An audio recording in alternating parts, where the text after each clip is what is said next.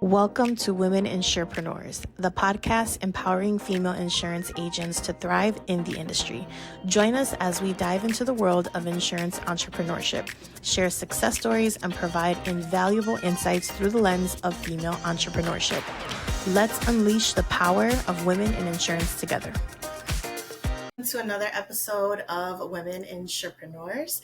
Today is a very special one. We are joined by Miss Aitza of StrategiesandTea. So welcome, Aitza, to the podcast. Welcome. Thank you so much for joining us today. We're going to just chat with her and kind of pick her brain a little bit. I think you guys will be very intrigued to find out what she does and how she helps the general public and a lot of entrepreneurs, actually.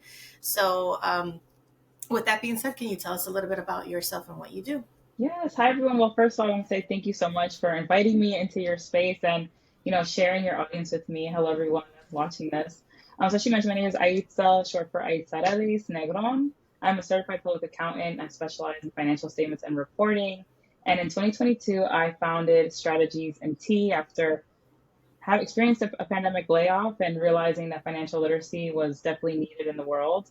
And just wanted to do my part in serving predominantly our Black and Brown communities around financial literacy, around reclaiming their power over their money and their wealth.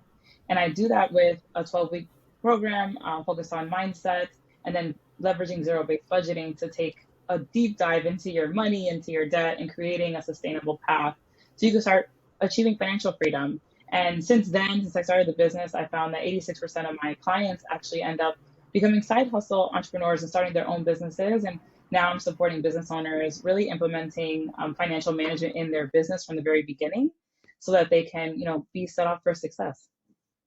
Nice. That is awesome. Because a lot of people know their business and know their niche, but they don't know finances. No. So that's something that I learned doing what we do, is that just because someone can be a successful business owner doesn't mean that they are financially literate. So that's very important. I think you mentioned this a little bit, but what inspired you to kind of become an entrepreneur and go on that route versus your traditional 9-to-5?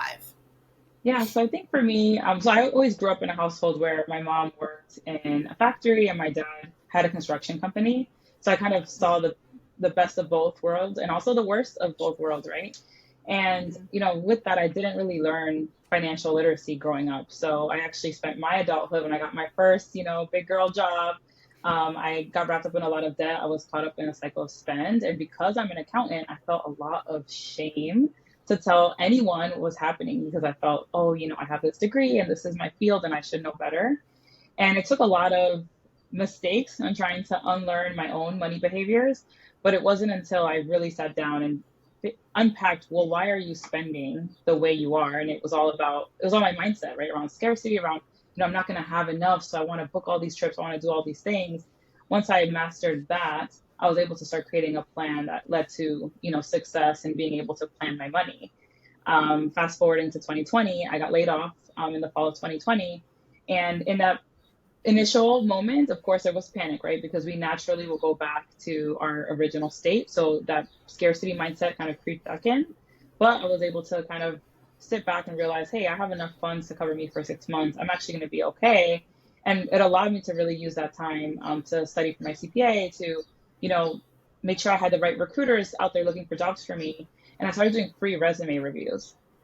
And when I started doing those free resume reviews for other people, I was getting sent people from all across the country, and some of them should have really been thinking about retirement, right? Some people were working at the same companies for 30 plus years, never had exposure to Microsoft Office Suite or any technology, but they needed a job because they needed that money. And it was at that moment that I realized, financial literacy is a big need across the spectrum, across cultures. And when I was in high school, I only went to college because my guidance counselor told me about scholarships, right? Someone planted a seed and I went with it. And in that moment, I wanted to do something. So like fast forwarding all the way to 2020, I was like, hey, this is the thing that I need to do. Like, this is the calling that I have. And that's kind of what inspired me to start StrategiesandTea. I love that. I want to make sure I didn't miss that. So you were doing free resume reviews to drum up leads essentially for yourself, or? No, just to help other people that got laid off during the pandemic. Yeah, I started doing the free resume reviews, and I started like assessing their LinkedIn So when I got laid off, my employer had provided all of us with a service that would help us with our resumes. So I took everything that they were teaching me, and I'm like, well, I should teach Oh, other people that don't have this access and maybe were laid off without this type of service. And actually, the company that was supporting us when we were laid off, they even started sending me people because they saw that I was really understanding what I was doing. And I was like, yeah, like I'll love to help and just support people as best as I can, because it was a tough time and there were so many people looking for work. So that was just something I just did. So not necessarily for nice. leads, Very just to selfless of help. you, Thank especially you, thank during the you. Yeah. pandemic where everybody was Going worried through and, it. and Yeah. going through it, right? A lot of people lost their jobs. Yeah, And a lot that's of people very, also helps. very selfless of you. I admire that. Thank you. Yeah. Thank you. That's awesome. And what would you say so far on your journey has been maybe one of the biggest lessons that you've learned? I think the biggest lesson that I've learned so far is don't buy everything. If you're an entrepreneur, right? Sometimes we're like, we need the website, we need the thing, and it could Mm, prevent us from actually starting, right? Just start where you are. And I think I spent a lot of time being afraid of sharing my opinion publicly. So for those of you who, maybe you've never seen my face before, I do have a 9 to 5 job as well. So that was a fear, like, oh, well, what if someone from my job sees that I'm doing this? Like, will they question me? So mm, I had a lot of hesitation, blocking me from sharing my opinion, and imposter syndrome. So imposter syndrome is going to happen regardless of what stage you are in your business. Even now, like, there's new things that I get imposter syndrome about, and I have to, talk myself down. Like, okay, that's not a reality. That's just a fear. Um, mm, so, don't wait to start everything. Just start and really sit and understand, does this serve my business in the current stage that it is? For example, this past year, I've been really reevaluating my tech stack. And some of you watching, you might have never heard that term. That's really just saying, what is all the technology that I have in my business? Am I mm. using all of its functionalities? Am I not? Do I have systems that are duplicating themselves? So now I'm looking back and say, okay, what do I need? What do I don't not need, so that I can save money and lower the costs and the expenses for my business? So I think that was something that I would say. And also, don't be afraid to invest in yourself. So I invested in mentorships, I invested in learning programs, and I really took the time. It wasn't just the money investment, right? My time investment to learn what they were teaching me and make sure that I implemented it in my business. And regardless of what you're doing, you're asking clients, if you're a product, to buy your products. If you're doing service, to hire you to provide a service, you're asking them to invest in themselves by hiring you. What are you doing to invest in yourself as an entrepreneur so you can continue to pour into the people that you're serving? So I guess those are the some main things that I would say. Yeah, that's really good. I mean, Sonia, we did that with this podcast because we could have waited until we had better equipment or maybe a better Yes. platform to record More on. followers. And more followers, Yeah. more of a following, and you just would never start. Like you said, Yeah. there's always going to be something. And yeah, ideally, we would love to, upgrade and all that down the line, but just get started. I knew that we just needed to get started, so I really Yeah. love that. Um, I really like because I follow her and she will share her Instagram with us at the end. So stay tuned. But I love how you correlate mindset with the financials, right? You mentioned, in the we're both Latina and the Latino community. And I grew up with this as well, where it's like you either have there's two extremes. There's either like just spend your money now, get the best steak because life's short and you might as well go out with the bang, or you get the person because they didn't grow up with anything, so they're like, let's just blow it. I was never able to buy this kind of cut of steak, so I'm gonna go ahead and blow my last check on it. Then you've got the other one that same thing, they didn't grow up with it, but they're like, I'm not gonna spend anything, and then they live in this fear, and it's Yeah. just like you're just hoarding your finances. You're afraid to even invest. You're afraid to even start a business or buy a property. So I love how you touch on underneath that is all the mindset, right? Yeah. And is that something that you learned yourself and then you decide like you wanted to share with other people? Or like where does that come from for you to actually sit down and say, because a lot of people will separate the two.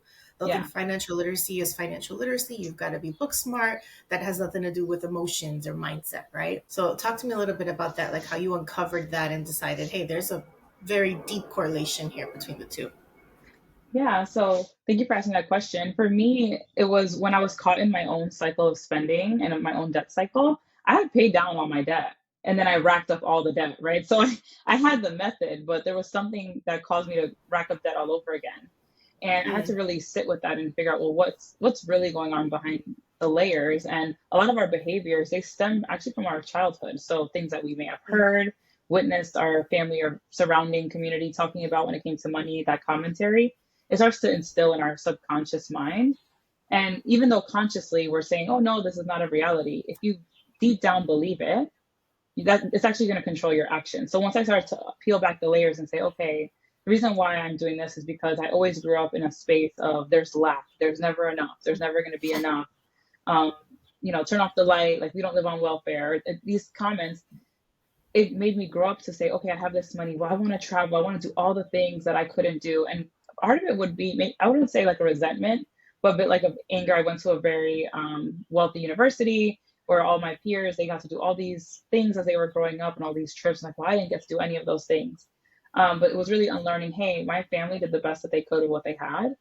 They couldn't teach about credit and credit card because it wasn't as popular back then as it is now, right? Everything is use your credit card, get these points. And so I started to peel back those layers and realize I'm in control of my own behaviors when it comes to money. It's not because I wasn't taught. It's not because, this wasn't my reality growing up. It's, hey, I learned these things, but now I have the opportunity to decide, do I want to continue letting those beliefs control my life? Or do I want to set myself on a different path? And then also just having that vision of, and for me, it was like, well, if I learn, then I can teach the people around me also. And that's kind of my method when I coach people too, is, hey, as I'm teaching you, like, take what you learned and share it with your family and friends, right? Because I can support you, but you have your own micro community. And so I think that's important, just because our belief system really controls everything. And as I'm supporting entrepreneurs now, a lot of them come to me for that financial literacy piece, because what they start to realize is you're an entrepreneur, but you're really just the same person that's wearing multiple hats. So the same way you behave around money in your personal life, more likely than not, you're going to behave the same exact way when it comes to your business. Maybe not at the beginning, right? Because at the beginning, we have that fear of, oh, our business, I don't want it to fail. So but like ultimately, it might start to bleed and blur the lines, because that's just, you haven't worked on those behaviors for you as the individual. So it starts to cross over in life. So that's why I kind of started the mindset work, and I just took what I learned and then I continued to invest in learning more about it and then sharing it and teaching others. Yeah, that's awesome. You're making a real impact. Go I ahead. love that you said, how we have these behaviors and the, scarcity syndrome. I remember when I bought my house, I had zero debt. I was so proud of myself, and I had that imposter syndrome where it's like, I want everything brand new in my house, like all my furniture, everything. And then what did I do? I racked up debt all over again, just like you did, right? And it's that, like I should have this and I deserve this and I need to have this. And it's that mentality, and what did I do? I racked up all this debt again. So it's like now I'm working my way back to, okay, let's clear this out. No more going out. If, my mentality used to be, well, the debt's still going to be there. So I could still take this 4-day trip to Hawaii, or, take this little trip to Palm Springs or whatever, it's like, no going out, no Gucci shopping until you have zero debt, like it's that, be responsible for what you have. It's kind of like you have a child at home, stay home. Yeah, and it's all about balance too. I've actually heard that too. Like, oh, it doesn't matter. You're always going to be in debt. And, I want to like pause and say, like, not all debt is bad. Like, there's some good debt and there's bad debt, right? I don't preach. That's not my ministry to say like, all debt is bad. Cut your credit cards. It's just about, let's use it wisely. Let's be conscious of how we're using it. Because also society pushes us to use it, right? They just, use this. It's like, oh, well, I'm using it for my points. Like, but how much money did you have to spend to just get those points? Were the points worth it? If they were, great. But if not, like, let's, reassess it.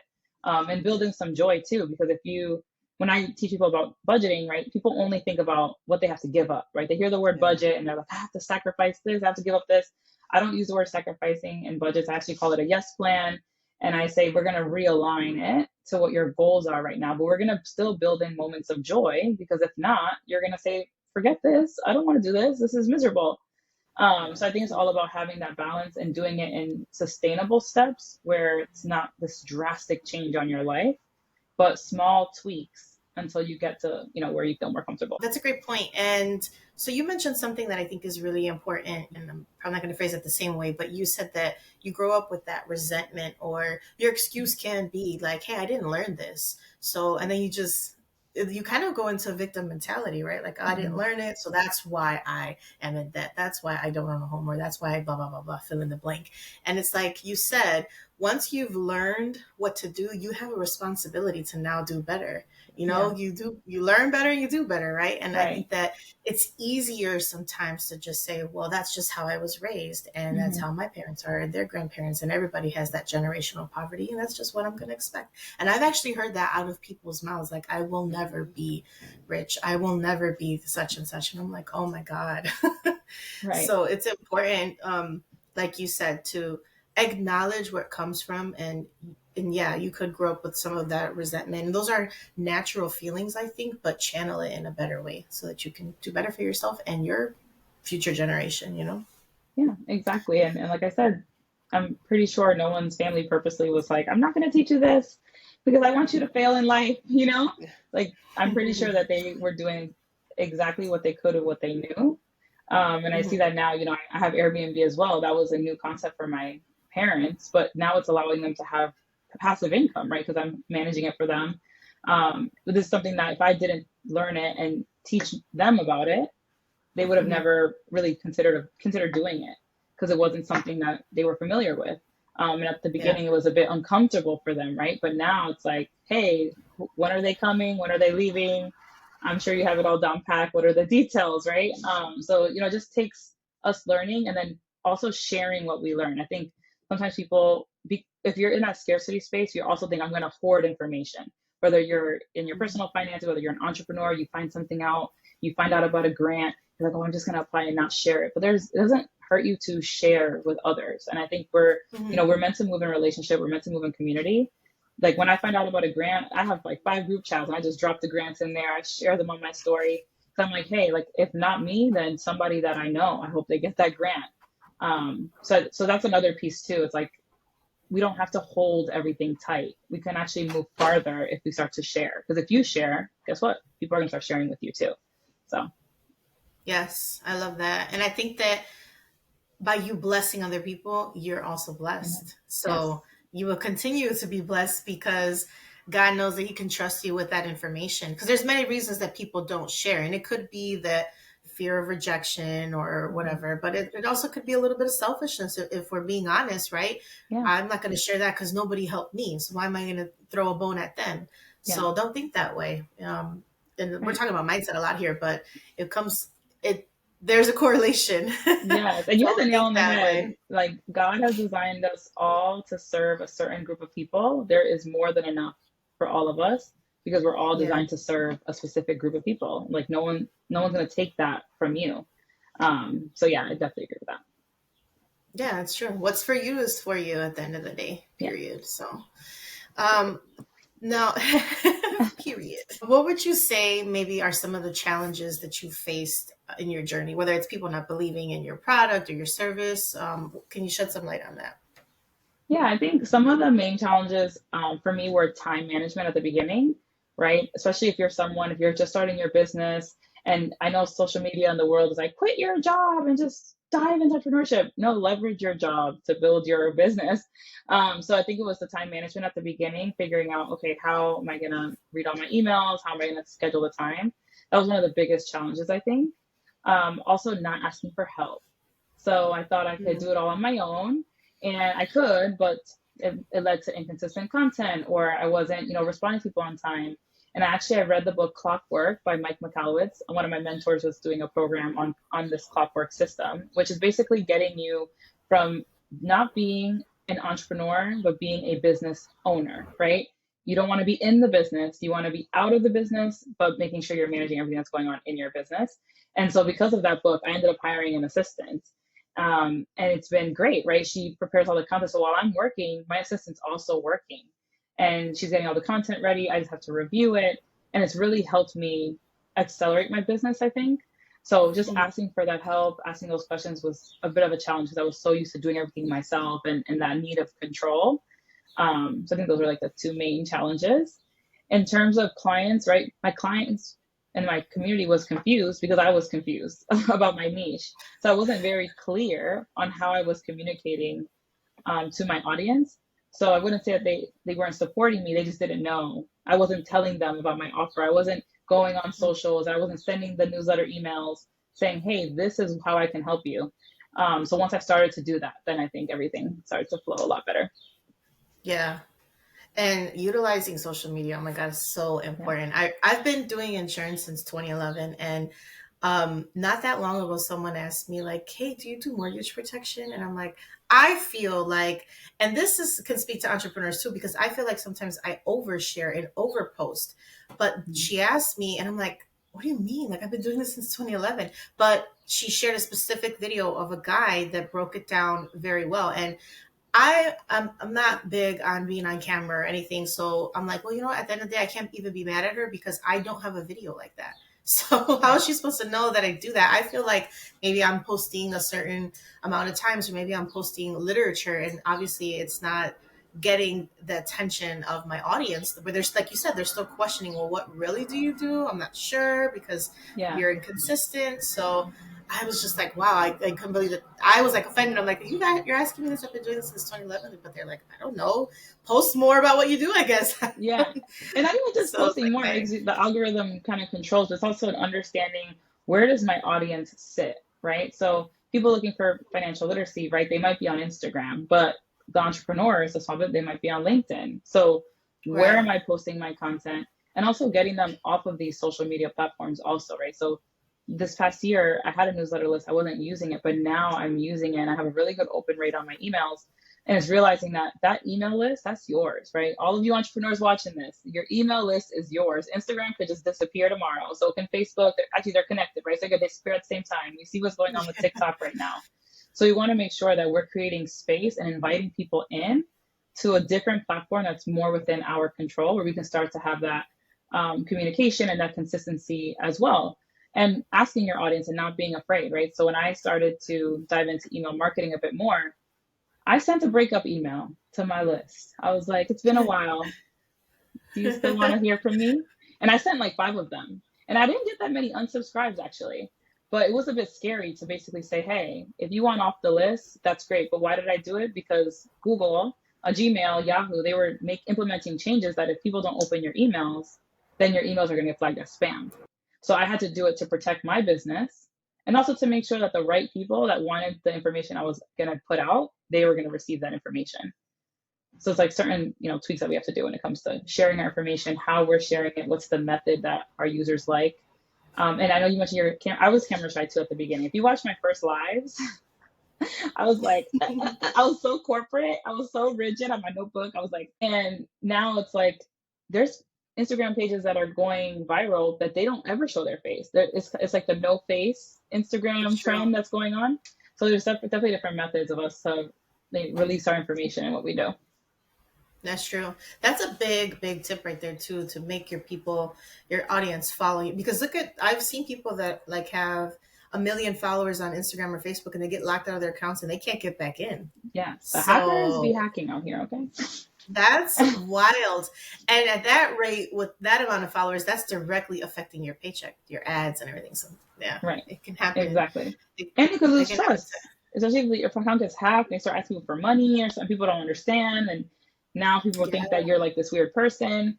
It could make your audience lose trust because they don't know that it's a hacker, that it's been hacked. So that's true. Yeah. Mm-hmm. You touched on this a little bit. So how have you, or if you're still in the process of it, how have you implemented things to expand your business? Yeah. So for me, I think expanding, the first thing was investing in other education, right? So I invested in coaches that specialize in, going live on social media and social media content. Now I'm actually working with a coach that's helping me implement a lot of systems and processes. So this past year, if you've been following me on Instagram, I was a little bit quiet, but that's because I was in the details of my business and really trying to enhance the user experience of my clients. So, okay, and now I have a curriculum. Before it was just coaching calls and it's like, okay, I'll see you next week. Now we went to having a call, and when you log on, you can log on to a portal and you have curriculum and you have videos and you have things to supplement and really enhance that learning that we discussed. Now I'm just having Q&A calls and everything is in the portal. But so that call time is really to answer questions. So that's something that I did to really expand and hearing the feedback of my clients. So if you were one of my first, like my founding clients, a lot of their feedback was, oh, I wish there was a curriculum or some type of community space. So I went and I built that out. So I think as an entrepreneur, ask your clients, put the surveys out there, find out, hey, what worked, what didn't work, because the clients that give you feedback, like they want to see you win. They don't have to tell you, they don't have to respond. Yeah. And it also means a lot when they come back in. They're like, oh wow, like I had a client tell me they went and did my group program after they did the private, and she's like, I can see myself in the business because she saw that the feedback that she gave was implemented in that business. So that kind of helped me expand, right? Because now they have a higher confidence in me. They're having a better user experience. I mentioned about hiring an assistant. It really allowed me to expand my capacity. So instead of being in the details, now I'm doing bookkeeping as well. So I'm able to spend my time coaching, enhancing my curriculum, doing the bookkeeping work because all of the administrative things are covered. For that, I did leverage a recruiting agency. So I tried to do the Upwork and find assistants on my own, and they worked, but they weren't really growing with my business. So I ended up going with a recruiting company that a mentor actually referred me to, and they did the whole search, and they had a whole team that that interview them. They have exams that text, hey, do they know certain skills that I need? So now I have someone that's growing with my business. So I think, making sure that you have the right team and realizing you can't do it all. Like at the beginning, maybe you're trying to do it all because you want to reduce costs, but you're going to get to a point where you need that support. And now like looking for grants. So now my goal for this year is really finding grants, finding funding so that I can get someone that specializes in technology to help me implement these things. So that's kind of how I've expanded my business, I guess. Yeah. And remind me, so you just said grants. I actually met someone in Miami that I forget what company she works for, but it's a company that specializes in giving grants to women, to female entrepreneurs. Oh, So I will post that when we post this episode as well, and I'll send you that.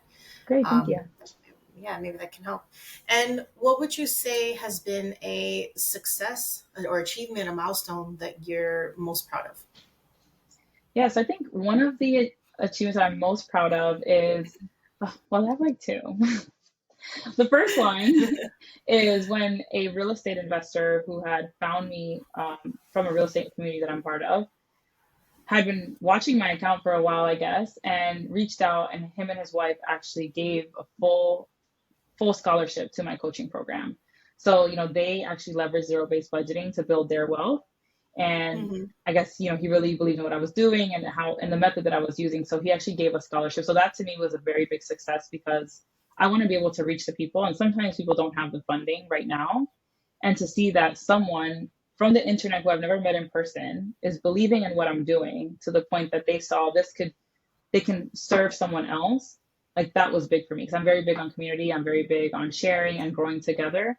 So like, it was just great to build that connection with him and his wife and then the scholarship recipient. I think that was one of my biggest accomplishments. And now, it's something that I'm looking forward to doing is every time, at least a few times a year, offering a scholarship to my program. And I think the second accomplishment is actually teaching. So I was able to teach at the Fashion Institute of Florida and get a contract to teach their students about business accounting every time that they have a cohort where they're teaching students in the fashion space. So that's a new space for me to be in. But being able to be live and in person and educating these future business owners on, what they need to know about money and seeing people, creatives that really were not about the accounting at the beginning of the workshop. They were like, we hate accounting, we hate math. And at the end, they're just like, wow, like I see the reason why I need to go back and really calculate how much of my fabric I'm using to make my pieces. And, they really saw that value. I think that was my second biggest accomplishment because now I'm being able to be recognized and do more speaking events. And that's something that I want to do more of as well, because I can serve more people if I'm in a larger room where more people are present. Yeah, that's awesome. And I have seen that because Aitza and I actually met at a networking event in Miami a couple of years ago, I think at this point. And I started obviously following you since then. I don't remember, had to be at least 2 years ago, I think so, yeah. I'm right.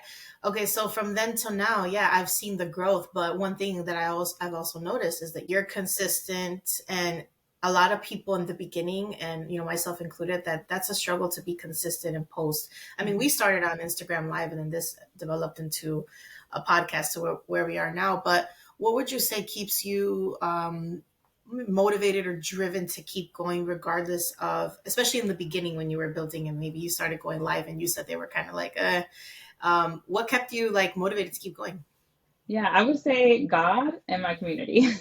Because I feel like every time I start to doubt myself, God just like brings someone in my space, and then I'm reminded why I started in the first place. Mm.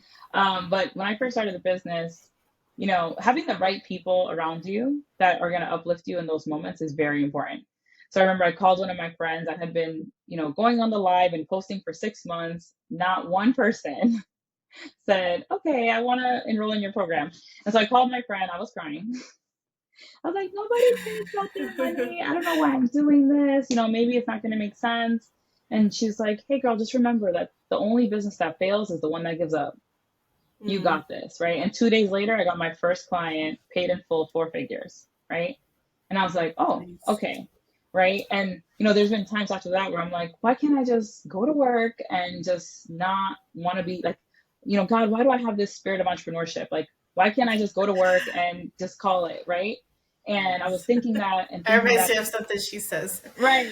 I'm just laughing because she says that all the time, Sonia. I do. Right. So I'm like, God, why? And I got on a call actually last week or 2 weeks ago, and it was a free strategy call that I was offering. And on that call, like this individual had a breakthrough, right? And I was like, we had a call in the summer. So I was like, well, what did you do from that call? Nothing. So I was like, all right, you have your laptop, open your web browser. We're gonna do X, Y, and Z. And at the end, they're like, wow. And just like the breakthrough that they had in that moment, and everything that they were sharing and how they felt like smarter and less afraid, and that they could, to me, I was like, this is why I'm doing this. Like, I'm doing this because I used to be that person, and I'm making change one person at a time. And hopefully that person goes and makes change to other people too. I think those are the things that have really, helped me keep going, is the community that I have that's supporting me, that they're believing in me even when I question myself, and God just dropping these gems in my life whenever I'm not believing in myself. He's like, boom, here's something to believe in yourself. Or someone reaches out to me for an event or an opportunity, and I'm like, me of all people, like, okay, so I think it's those two things, honestly. Yeah. And Jackie's right. I tell her that all the time. Why can't I just be this person that's happy being mediocre and just having a 9 to 5 and not have to stress about my job, my business, my other business, and my clients? And Yeah. but And we at the need end of those the people, day, right?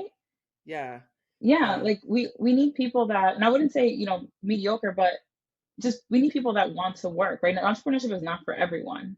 And no, as it's we want true. to expand our businesses, we're going to need the people that don't want to be an entrepreneur, that they Yeah, want the steady income, Yeah. the steady job for whatever yeah, reason. And I think it comes back to society has created us to all think we have to go to the class, we have to sit at the desk, and we have to do the work, right? That's what's been ingrained in us. And doing something different it could feel a bit uncomfortable yeah, because it's Mhm. going against the grain. But if you have this calling, like, just give it a shot. yeah, Worst case, then go back to what you were doing. You have that experience, you have the credentials, you have the years of knowledge. You can always go back. yeah.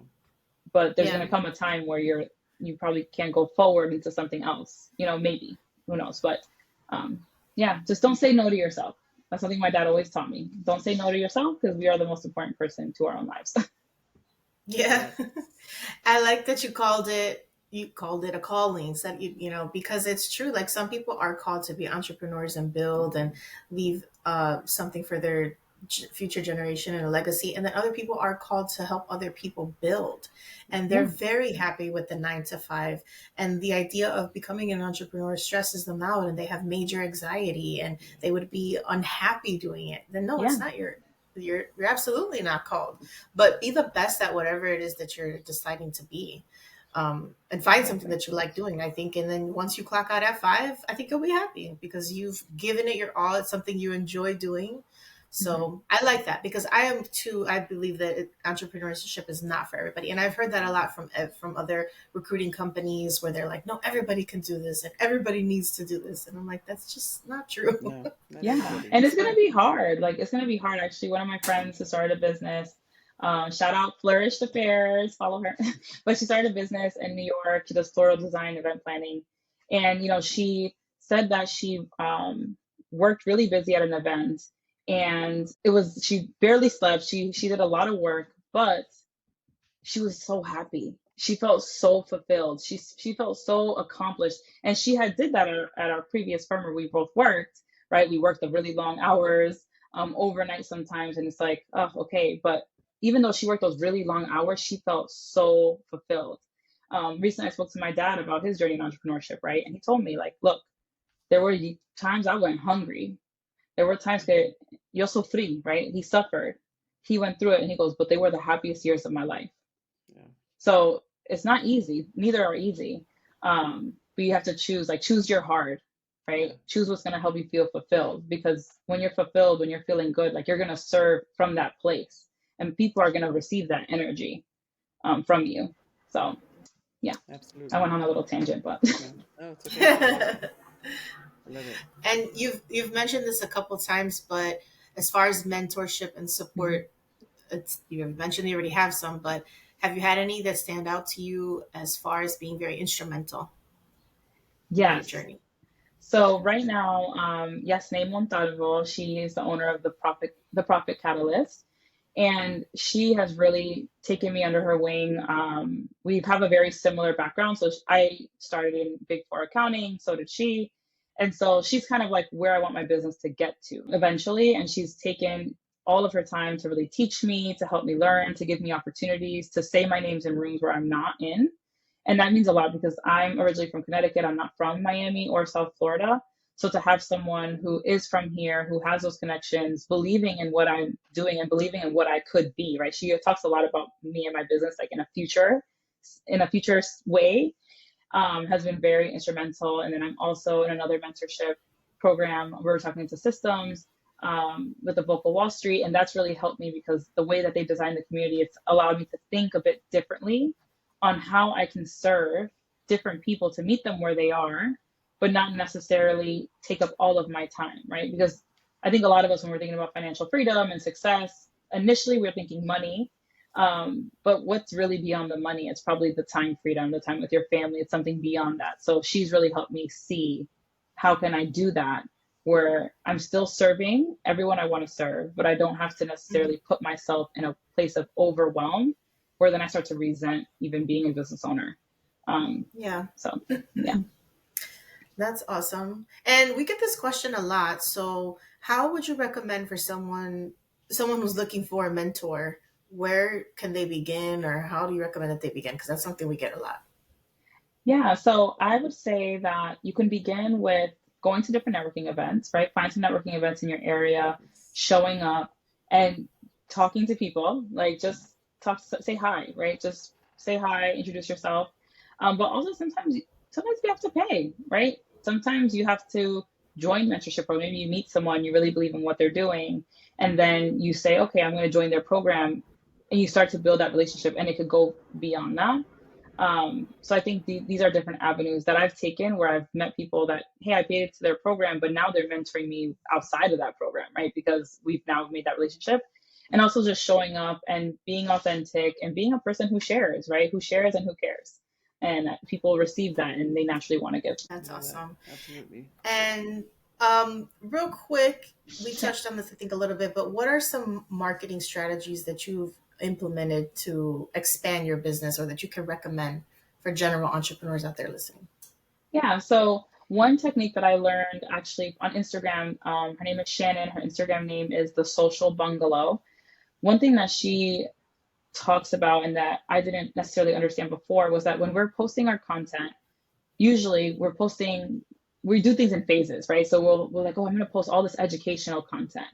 And now I'm selling something. So now I'm going to put all this selling content. And then now I want a bigger following. So I'm going to post all this viral content, right, to grow my business.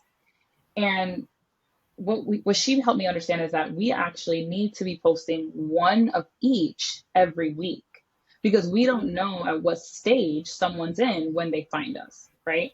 So maybe someone is in the stage of needing to learn. Okay, well, then you need that educational piece of content this week. But maybe someone else, they found you and they're like, I need help right now. I'm ready to buy. And all you're posting is educational content. Well, they're going to go buy from somebody else because you're not telling them, I have something you could buy, right? Or we're not growing. So that was a big tip is, as you're posting content for marketing purposes, make sure that you're hitting an educate, a nurture, and a grow piece of, and convert piece of content each week, right? And maybe that looks like, okay, it's 3 times a week, right? You don't have to post every day. If posting every day is not your jam, then don't post every day, because then you're going to resent what you're doing. Maybe it's just posting 3 times a day. Another thing is to build out content days. You don't have to post or create stuff every day either, right? You can say, okay, every other Saturday or every other Sunday or whatever day you choose, bi-weekly, you're going to grab 3 outfits and you're going to make some content, you record some videos, and you're going to change your shirt. So usually for me, I'll start with my hair out curly. And then by the second outfit, I might do a half up, half down.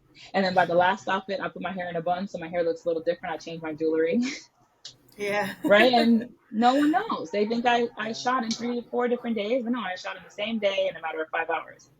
And then the next day, I'll worry about creating the captions, right? You could do it in pieces and you can leverage tools. So I leverage Metricool, which allows you to pre-schedule 50 pieces of content. And you could choose 3 platforms and it's free. You don't have to pay for it. They have a pay option, but there's a free option. Yeah. There's other ones that only allow you to schedule 10 pieces. So I like Metricool because you could do 50 pieces. And that way I schedule the content out. And actually my assistant, she schedules it out now. She schedules it out. So I'm not even scheduling it. I'm just reviewing the captions and the content, unless it's a reel that I have to make. So I guess making sure you have different types of content each week. Make it easy for yourself, right? Like work smarter, not harder by leveraging content days, and have their emails. Someone who's following you and then joins your email list, that they want to know what you have to say, right? They chose to join your email list, and give them something. Make a freebie that is going to help them, right, with where they are, and just be consistent in that email community. You don't always have to be selling all the time. It could just be having a conversation, but it's really about building trust with your audience. And I have found that as I started that email community, people reply to my emails. Sometimes I'll share something funny. It has nothing to do with money. I didn't mean for that to rhyme, but it's just happening that way. But, so I would say like have different types of content, work smarter, not harder by leveraging tools that help you schedule out your content, leveraging content days, and get their emails, and tell people that you have something for sale. Tell them how you can help them. Sometimes we go live, we do the things, but we never say, hey, I'm offering this. And don't worry about who's on your live stream, because I used to stress about that all the time. But sometimes people catch the replay. Sometimes people don't comment. Actually, one of the coaches that I had invested in their program, some of their top purchasers didn't even follow them until after they invested in their program. Then they followed them. So people are watching you. You might not know it. They might not comment publicly, but they're watching. And eventually, once they make that decision to buy or, to hire you, that's when they'll start to comment and feel more comfortable sharing. Yeah. And that's true. And it may take time, because I noticed that being consistent with posting, and it's cringy in the beginning, right? Because you're going live or you're posting, you feel like no one's listening. Like, I'm like, great. I look and I got a like, and it's from my father-in-law again. Like, thank you for the support, but like, I want someone else to like it, you know? But then when people need something, I've gotten those DMs that's like, hey, I have a question about retirement, or I've got a question about insurance. And I'm like, dang, I didn't even know that. Again, you've never commented, you've never liked on anything, but they are watching. So just keep going, I think. Yeah. And use those questions, like the questions that you get, that's a piece of content. Yeah. Now, they have these questions. I'm going to make it into a piece of content. Any objections? When I'm on sales call and I get an objection as to why, it's not the right time for them to invest, I'm like, okay, great. Because also I think, remember that it's not our job to get someone to say yes to us. The only thing we're here for is to help people walk through the best decision for them. And I think when you remove that need to convince someone to say yes, and you're just like, I'm not here to convince anyone. I'm here to help them come to a decision. That's going to relieve a lot of pressure. But then get that objection and make it a piece of content. Now that's a reel, right? If I get someone that says, hey, sorry, I really don't have the money to invest, but they've been sitting in debt for 5-6 years, I'm going to make a reel about it. Like, do you think you don't have money to invest in yourself in financial coaching? What if I told you you've spent 3 times that same amount paying off interest on your ever-growing debt? Right? Now that's a piece of content. That's something that's going to help shift a perspective for someone, maybe not that person, but for someone else who might secretly and silently be feeling that way too. Yeah, that's true. Something Sonia said not that long ago. When people think that they can't afford a life insurance, what'd you say, Sonia? They're spending money on going out, beers, or it's crazy because you see it all the time, and they post it, right? They're on vacation, they're taking their children to Disneyland, and come on, taking 2-3 children to Disneyland nowadays, including the whole family, it's pricey. And they want the hat, they want the ears, they want the little light thing, and you're telling me you can't, and you're doing this every 6 months, yet you're telling me you can't launch your child's, you can't leave something for your family. It's like, you know what? I hope your family takes advantage of this, because unfortunately, you being the breadwinner of the family, they're not going to have an opportunity to do this after you die. And I think the world has taught us several times over that you just never know. It'll be the old person that everyone's expecting to die that's at the young 20-something-year-old's funeral that was perfectly healthy one day and then ended up passing the next. Life has a funny way of showing us, hey, things go my way, not yours. And it's frustrating, but it's like, it's their choices, right? And those are the choices that they decide to make. And just like the generational wealth that we build, that's how you end up building generational poverty, like Jackie said. It's like we pass these teachings, and we pass these sorry, what am I trying to say? We pass these teachings and these I had the word on the tip of my mouth and I forgot. Habits. Okay. We pass these teachings and these habits to our kids on how to handle money and how to spend it and what's priority and what's not. And it's unfortunate, because that's where our kids decide one way or another. Is it going to be generational wealth or generational poverty? Do they keep going on and spend all this money because they have it? Well, my daddy used to take me to Disneyland. My daddy used to take us here and buy us all this stuff. I'm going to do the same thing for me and my kids. It's like, well, you're not at that level. You're either a single parent, or you don't have the income, or inflation isn't the way it used to be when your mom and dad used to take you to Disneyland. It's just, it's habits that we need to, set forth for our family and our children. And the priorities as well. What's a priority? Where does that spending go first? And wrapping up here, Aitza, I know you've shared a lot, but any tip, tool, resource, or advice that you would give maybe somebody resonating with your story? Yeah, I guess regardless of what stage you are in your business, do not compare yourself to other people in business. Sometimes we're comparing ourselves to people who've been in business for 10 years, right? Or you don't really know what goes on behind the scenes.